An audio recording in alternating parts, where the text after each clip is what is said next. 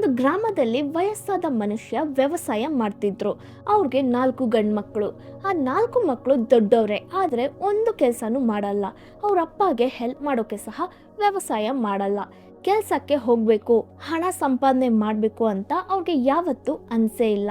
ಆ ಏಜ್ ಆದ ಅಪ್ಪನೇ ವ್ಯವಸಾಯ ಮಾಡಿ ಕುಟುಂಬನ ಕಾಪಾಡ್ತಿದ್ರು. ನಾನು ಹೋಗ್ಬಿಟ್ರೆ ನನ್ನ ಮಕ್ಕಳು ಹೇಗೆ ಬದುಕ್ತಾರೆ ಅಂತ ಅವ್ರ ಅಪ್ಪಗೆ ತುಂಬ ಚಿಂತೆ. ಒಂದು ದಿನ ಅವರು ಹುಷಾರಿಲ್ಲದೆ ಸಾಯೋ ಸ್ಟೇಜಲ್ಲಿದ್ದರು. ಖಂಡಿತ ನನ್ನ ಮಕ್ಕಳು ನಾನಿಲ್ಲ ಅಂದರೆ ತುಂಬ ಕಷ್ಟಪಡ್ತಾರೆ, ಏನು ಮಾಡೋದು, ಏನಾದರೂ ಮಾಡಬೇಕು, ಆವಾಗಲೇ ಅವರೆಲ್ಲ ಹಣ ಸಂಪಾದನೆ ಮಾಡಿ ಬದುಕೋಕ್ಕಾಗುತ್ತೆ ಅಂತ ಥಿಂಕ್ ಮಾಡ್ತಾರೆ. ತಕ್ಷಣ ಅವರ 4 ಮಕ್ಕಳನ್ನ ಕರೀತಾರೆ. ತನ್ನ ಅಪ್ಪ ಸಾಯ್ತಿರೋದನ್ನು ಆ ಮಕ್ಕಳಿಗೆ ಅಕ್ಸೆಪ್ಟ್ ಮಾಡ್ಕೊಳ್ಳೋಕ್ಕಾಗ್ತಿಲ್ಲ, ತುಂಬ ಅಳ್ತಾರೆ.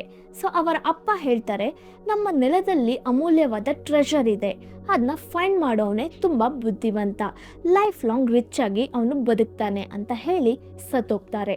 ತಕ್ಷಣ ಆ 4 ಮಕ್ಕಳು ಅವರ ನೆಲದಲ್ಲಿ ತುಂಬ ವೇಗವಾಗಿ ಡಿಗ್ ಮಾಡ್ತಾರೆ. ಇಡೀ ದಿನ ಡಿಗ್ ಮಾಡ್ತಾನೆ ಇದ್ದಾರೆ. ಆ ಟ್ರೆಷರ್ನ ಹೇಗಾದರೂ ತೆಗಿಬೇಕು ಅಂತ ಡೀಪಾಗಿ ಕೆಲಸ ಮಾಡ್ತಾರೆ. ಆದರೆ ಏನೂ ಸಿಕ್ಕಿಲ್ಲ. ಏನು ಟ್ರೆಷರೇ ಇಲ್ಲ ಅಂತ ಒಬ್ಬೊಬ್ಬರು ಕೇಳ್ಕೊಳ್ತಿದ್ದಾರೆ. ಆವಾಗ ಒಬ್ಬ ವ್ಯಾಪಾರಿ ಆ ಕಡೆ ಕ್ರಾಸ್ ಮಾಡಿ ಹೋಗ್ತಿದ್ದಾರೆ. ಏನು ಚೆನ್ನಾಗಿ ಮಣ್ಣನ್ನು ಅಗ್ದಿದ್ದೀರಾ, ಗಿಡ ಬೆಳೆಸ್ಬೇಕು ತಾನೇ ಅಂತ ಕೇಳ್ತಾರೆ. ಆದರೆ ಆ 4 ಜನಕ್ಕೆ ಅದರಲ್ಲಿ ಇಷ್ಟ ಇಲ್ಲ. ನಂತರ ಡಿಸ್ಕಸ್ ಮಾಡಿ ಸೀಡ್ಸ್ ಹಾಕಿ ಗಿಡ ಬೆಳೆಸೋಕೆ ಪ್ಲ್ಯಾನ್ ಮಾಡ್ತಾರೆ. ತುಂಬ ಹೆಲ್ತಿ ಕ್ರಾಪ್ಸ್ ಬೆಳೀತಿದೆ. ಆ ಬೆಳೆಗಳನ್ನ ಮಾರ್ಕೆಟಲ್ಲಿ ಸೇಲ್ ಮಾಡ್ತಾರೆ, ಅದರಿಂದ ಹಣ ಬರ್ತಿದೆ.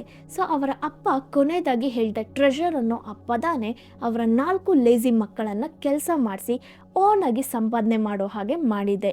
ಆ ಜಾಗದಲ್ಲಿರೋ ಟ್ರೆಷರ್ ಸುಳ್ಳಾಗಿರ್ಬೋದು, ಆದರೆ ನಮ್ಮ ಒಬ್ಬೊಬ್ಬರಲ್ಲೂ ಒಂದು ಟ್ರೆಷರ್ ಹೌಸೇ ಇದೆ. ಅದರ ಬಗ್ಗೆನೇ ಫಸ್ಟ್ ಚಾಪ್ಟರಲ್ಲಿ ಆಥರ್ ಹೇಳಿದ್ದಾರೆ.